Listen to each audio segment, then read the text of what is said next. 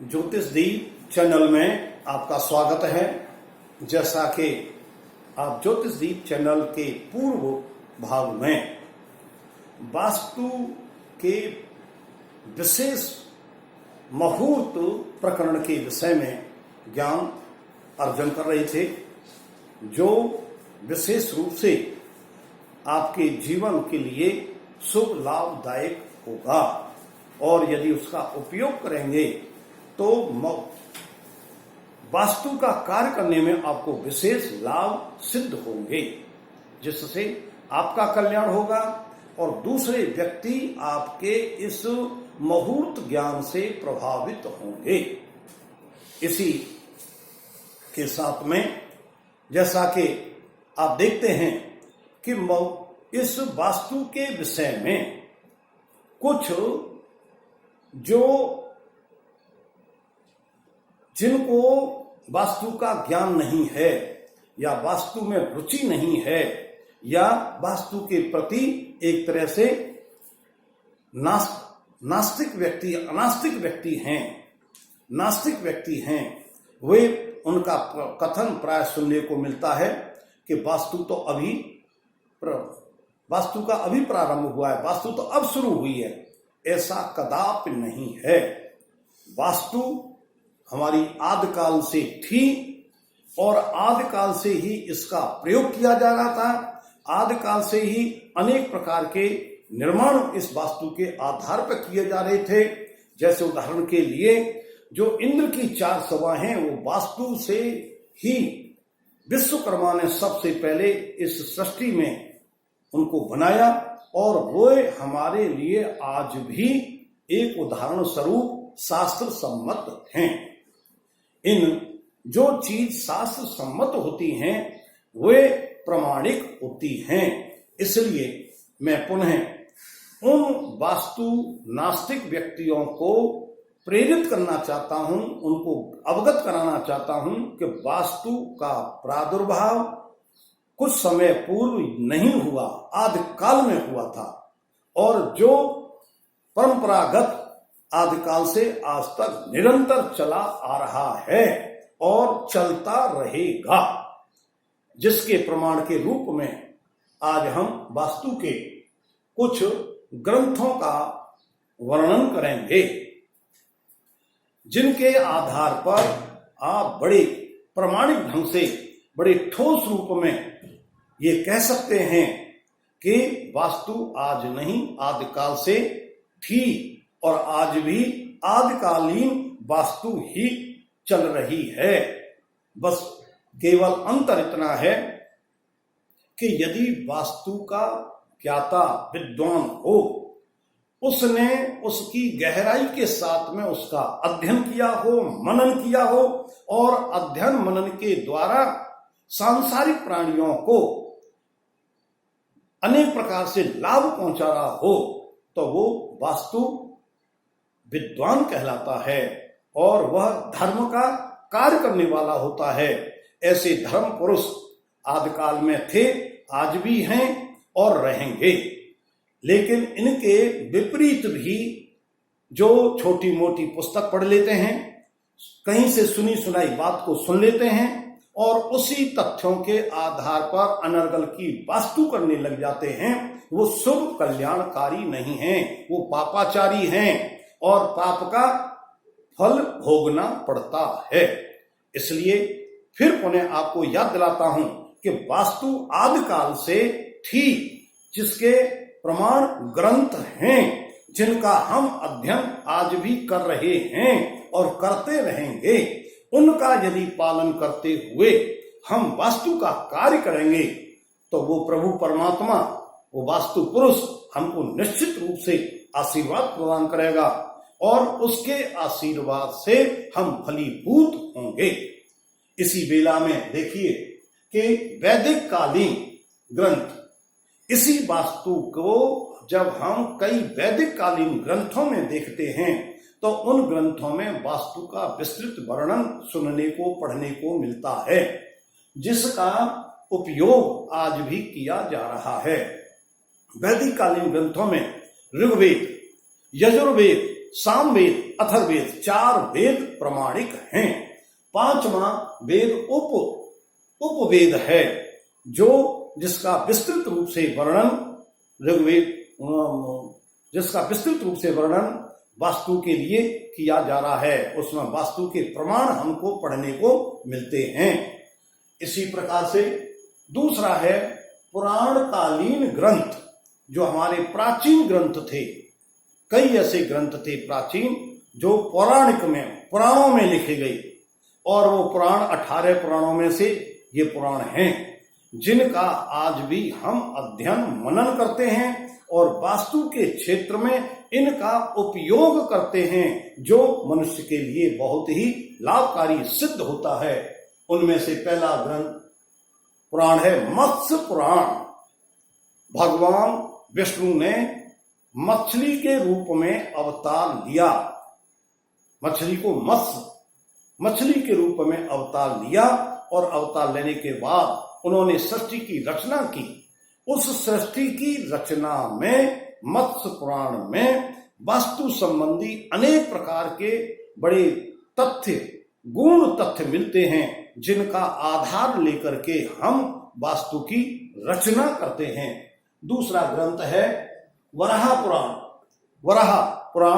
वराह पुराण में भगवान विष्णु ने वराह के रूप में अवतार लिया, और अवतार लेकर के किस प्रकार से वो पृथ्वी को ऊपर लेके आते हैं, और पृथ्वी के ऊपर किस प्रकार से वास्तु की रचना की जाती है, इस प्रकार के तथ्य पढ़ने को मिलते हैं। तीसरा है ब्रह्मवर्त पुराण। ब्रह्मवर्त पुराण बहुत ही इंटरेस्टिंग, बहुत ही रुचिकर और बहुत ही गूढ़ रहस्यों से भरा पड़ा है। यदि ब्रह्मवर्त पुराण कोई भी व्यक्ति अपने जीवन काल में पढ़ लेता है, पढ़ने के साथ में मनन कर लेता है, अध्ययन कर लेता है, उसको अलौकिक ज्ञान की प्राप्ति होती है, तथा उस अलौकिक ज्ञान की प्राप्ति के साथ साथ में उसको अद्भुत आनंद आता है, और वह इस वास्तु कर्म में दक्ष हो जाता है, निपुण हो जाता है। वह विशेष रूप से उसकी एक तरह से, जहां तक मेरा अनुभव है, वो एक प्रकार से उस ब्रह्मवर्त पुराण से हमको ऋषि मुनियों का आशीर्वाद प्राप्त होता है। वह अनुभूत गम्य है, उसको एक्सप्लेन नहीं किया जा सकता। इसके बाद में है स्कंद पुराण। स्कंद पुराण भी इसी प्रकार का पुराण है, जिसमें वास्तु का बहुत ही गुण रहस्य तथ्य हैं। इसके बाद में अग्नि पुराण। अग्नि इस संसार में सृष्टि के आदि से, अर्थात जब सृष्टि की रचना शुरू हुई, तो अग्नि के रूप में सर्वप्रथम हमको सूर्यदेव भगवान दिखाई दिए थे, और उनकी उस तेज से, गर्मी से अनेक प्रकार के जीवों की उत्पत्ति हुई। और जीव की उत्पत्ति के लिए प्रत्येक जीव को भगवान ने मुक्त रूप से प्रकाश दिया है, मुक्त रूप से वायु दी है, मुक्त रूप से जल दिया है, लेकिन निर्माण का कार्य उस जीव के द्वारा ही किया जाता है, जो हमारे वास्तु का प्रमुख अंग है। इसके बाद में हमारे देवी भागवत।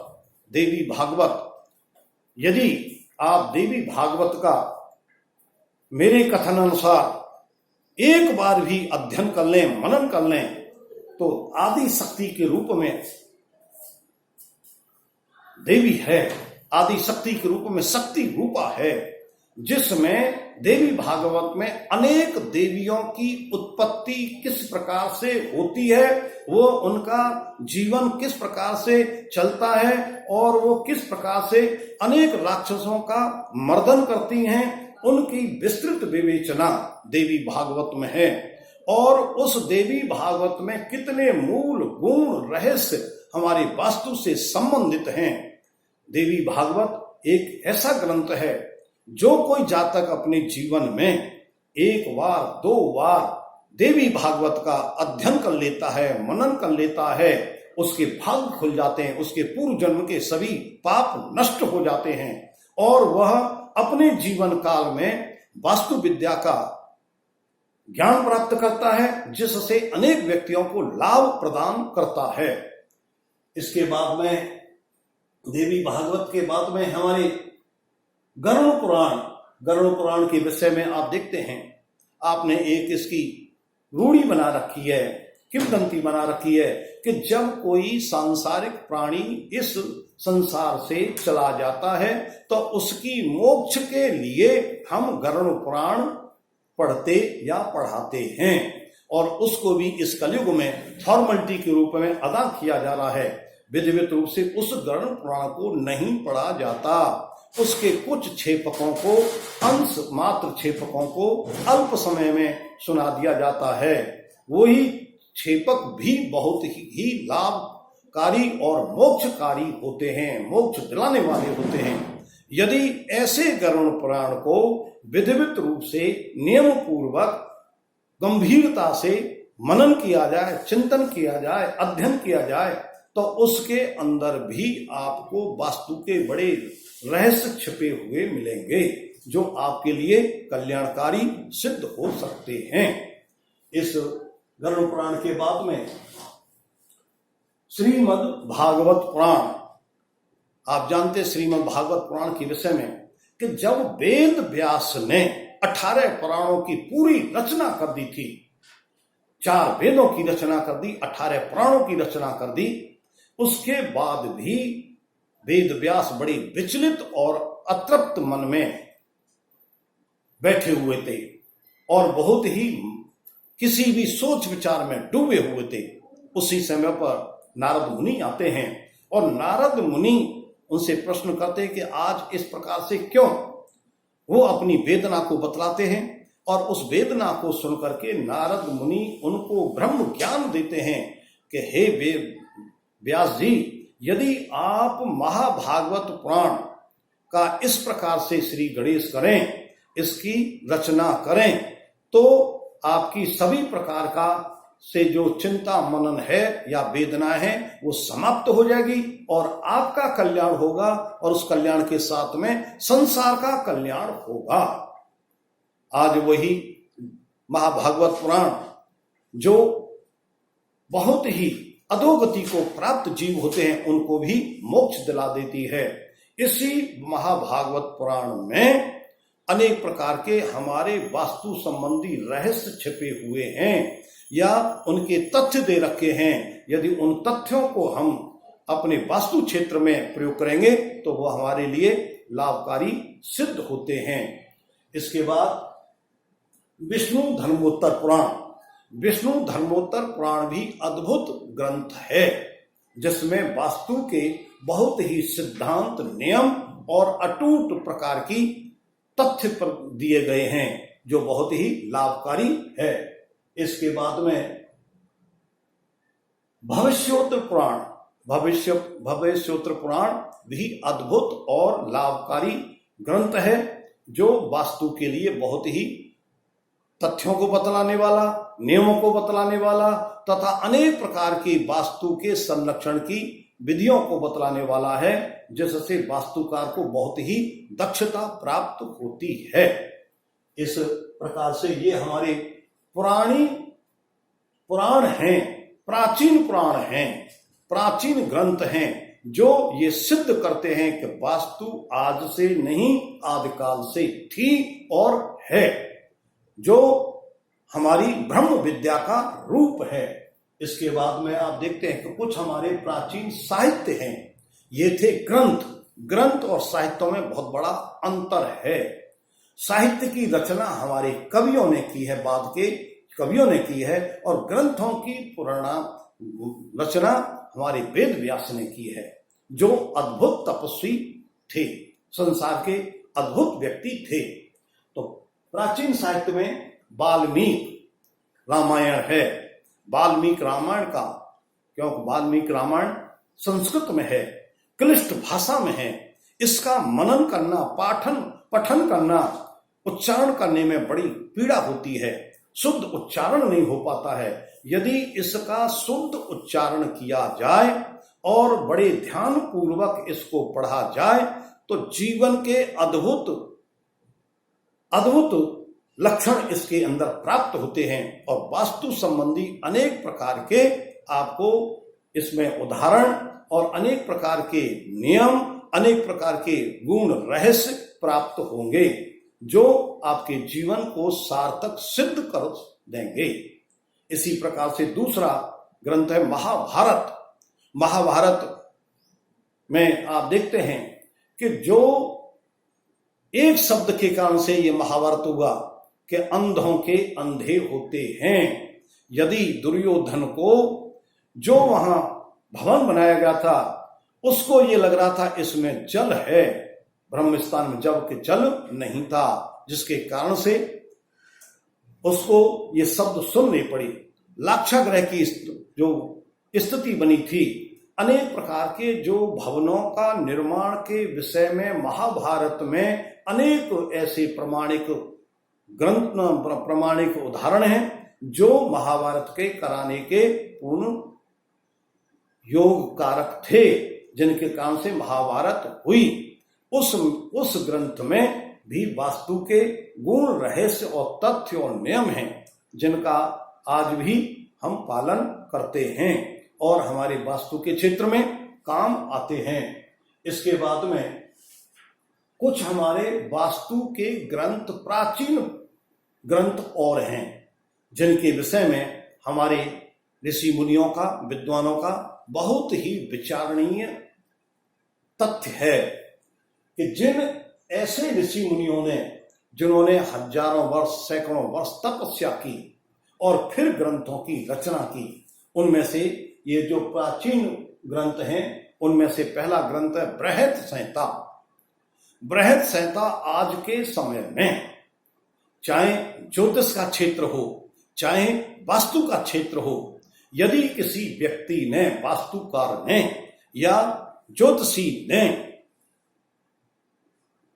या हस्तरेखा विद्वान ने बृहत संहिता को नहीं पढ़ा तो उसने अपने जीवन काल में कुछ भी नहीं पढ़ा, क्योंकि बृहत संहिता ऐसे प्रमाणिक ग्रंथ और सूत्रों का निधि है जो अद्भुत, उसके अंदर आज भी हमको अद्भुत ज्ञान की प्राप्ति होती है। इसी प्रकार से हमारा दूसरा प्राचीन ग्रंथ है विश्वकर्मा। विश्वकर्मा नाम के प्रकांड विद्वान ऋषि थे जिन्होंने हजारों वर्ष तपस्या की और ब्रह्मा के आदेशानुसार स्वर्गलोक में इंद्र की 4 सभाओं का सबसे पहले निर्माण किया, जिनका उदाहरण आज भी हमारे जीवन काल में साकार सिद्ध होता है। इसके बाद में समरांगण सूत्र। समरांगण सूत्र जो है आज भी प्राचीन ग्रंथ है, उसको पढ़ने में, अध्ययन करने में बड़ा आनंद प्राप्त होता है, क्योंकि वह उसके अंदर बड़े गुण रहस्य छिपे हुए हैं। पढ़ने में, उच्चारण करने में या मनन करने में वह क्लिष्ट अवश्य है, लेकिन ध्यान पूर्वक उसमें लीन होकर समरांग सूत्र को यदि अध्ययन किया जाए तो अद्भुत ज्ञान की प्राप्ति होती है, जो वास्तु के क्षेत्र में बहुत ही लाभकारी सिद्ध होता है। इसी प्रकार से अपराजिता प्रक्ष ग्रंथ है, इसमें भी वास्तु के गुण रहस्य छिपे हुए हैं। और इसके बाद में जय प्रक्ष, अपराजित और जय प्रक्ष भी गुण रहस्यों का, वास्तु के सूत्रों का एक ग्रंथ हैं जो वास्तुकार के लिए बहुत ही लाभकारी सिद्ध होते हैं। इसके बाद में प्रमाण मंजरी। प्रमाण मंजरी बहुत ही इन ग्रंथों की अपेक्षा सरल भाषा में है। सूत्र उसके बड़े सीधे सीधे ढंग से प्रस्तुत किए गए हैं, लेकिन सूत्र बड़े गंभीर हैं, गहरे हैं, मनन करना पड़ता है और अपने वास्तु के जीवन काल में उनका उपयोग करना और परीक्षण करना थोड़ा सा रहस्यात्मक और कठिन सा महसूस होता है। यदि कोई वास्तुकार इन नियमों का पालन करते हुए दक्षता प्राप्त कर लेता है तो बहुत ही शुभ लाभकारी होता है। प्रमाण मंजरी के बाद में वास्तुशास्त्र। वास्तुशास्त्र के विषय में अनेक ग्रंथकारों ने रचनाएं कर दी हैं। यहां तक कि आज वास्तुशास्त्र के विषय में छोटी मोटी कितनी टीकाएं आ गई हैं बाजार में, और वो टीकाएं कितनी भ्रमित करने वाली हैं, लेकिन जो वास्तव में मूल वास्तुशास्त्र के ग्रंथ हैं वही लाभकारी सिद्ध हैं। तथा इसके बाद में हमारे मय मतम मय नाम के ऋषि थे। इन मय नाम के ऋषियों ने हजारों वर्ष तपस्या की और उस तपस्या के तपोबल के आधार पर, तपोबल के बल पर इन्होंने ग्रंथ की रचना की और वह ग्रंथ जो है आज भी प्रामाणिक है, जिसमें अनेक प्रकार के वास्तु के रहस्य और सूत्र छिपे हुए हैं, जिनका बड़ा ध्यान से मनन करना पड़ता है और मनन करके उनको अपने जीवन में उतारने के लिए बहुत ही प्रयोगात्मक प्रयोग करना पड़ता है, तब वह लाभकारी सिद्ध होते हैं। लेकिन मैं ऋषि को सत सत प्रणाम करता हूं कि जिनकी कृपा से जिनके लिखे हुए ग्रंथ को अनेक बार मनन किया, चिंतन किया, अध्ययन किया और उन्हीं की मैं ऋषि की कृपा से आशीर्वाद प्राप्त करके उस ज्ञान को प्राप्त किया, वही ज्ञान आज आपके तक पहुंचाने का प्रयास किया जा रहा है। ये जो कुछ मैंने वास्तु का प्रयोग किया है या कर रहा हूं वो मैं ऋषि के अनुसार ही मैं अध्ययन करता हूं विशेष रूप से, और अपने छात्रों को, अपने विद्यार्थियों को मैं ऋषि के अनुसार ज्ञान देने का प्रयास करता हूं जो उनके लिए लाभकारी सिद्ध होता है। इस मैं ऋषि के बाद में हैं हमारे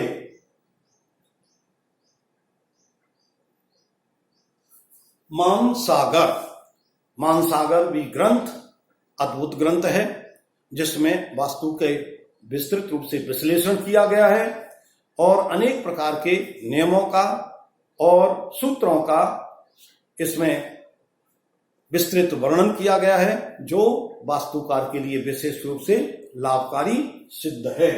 इसके बाद में हमारे आते हैं परावर्ती वास्तु ग्रंथ। परावर्ती वास्तु ग्रंथ में वास्तु बल्लभ, ज्योतिष निबंध, प्रसाद मंडन, रूप मंडन प्राचीन ग्रंथ है।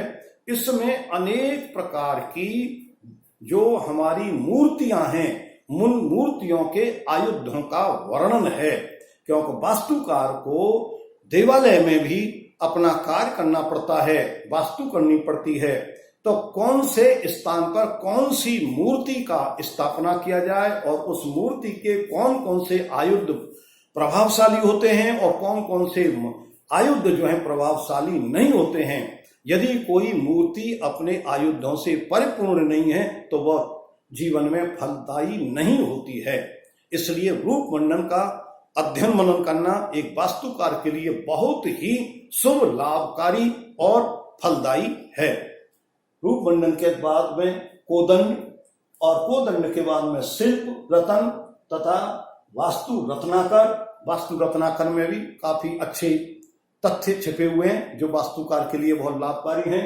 और मुहूर्त चिंतामणि जो प्राचीन ग्रंथ है, इसमें अनेक प्रकार के मुहूर्तों का वर्णन है और वही मुहूर्त हमारे आज भी दैनिक जीवन में काम में आते हैं। इसलिए मुहूर्त के लिए मुहूर्त चिंतामणि का अध्ययन मनन करना बहुत ही अति लाभकारी है और अनिवार्य है। बिना मुहूर्त के कोई भी कार्य, कोई भी शुभ काम सफल सिद्ध नहीं हो सकता है। इसलिए मुहूर्त का प्रयोग अवश्य करना चाहिए और इसका मनन अध्ययन अवश्य करना चाहिए। इसके बाद में मुहूर्त गणपति, ये भी इसी के समतुल्य ग्रंथ है। तथा वास्तु सूत्रोपनिषद, वास्तु सूत्रोपनिषद, इसमें अनेक प्रकार के वास्तु के सूत्र हैं जो उपनिषदों में वर्णित हैं। उन्हीं सूत्रों को निश्चित किया गया है और जो लाभकारी सिद्ध होते हैं। इसके बाद में हमारे बृहद वास्तुमाला में इसी प्रकार के अनेक सूत्रों को स्थापित किया गया है और वो वास्तुकार के भी लिए लाभकारी सिद्ध है। इस वास्तु ग्रंथ या वास्तु का जो अध्ययन मनन किया और जिसका आज प्रयोग किया जा रहा है, इसके लिए 18 प्रवर्तक हुए हैं। वे 18 प्रवर्तक के द्वारा जो भी वास्तु का वर्णन किया जा रहा है और करेंगे उनके द्वारा शास्त्र सम्मत है। उन 18 प्रवर्तकों को आज हम हाथ जोड़ के प्रणाम करते हुए उनका नाम का उच्चारण करें तो वो प्रवर्तक भी हमको आशीर्वाद प्रदान करेंगे।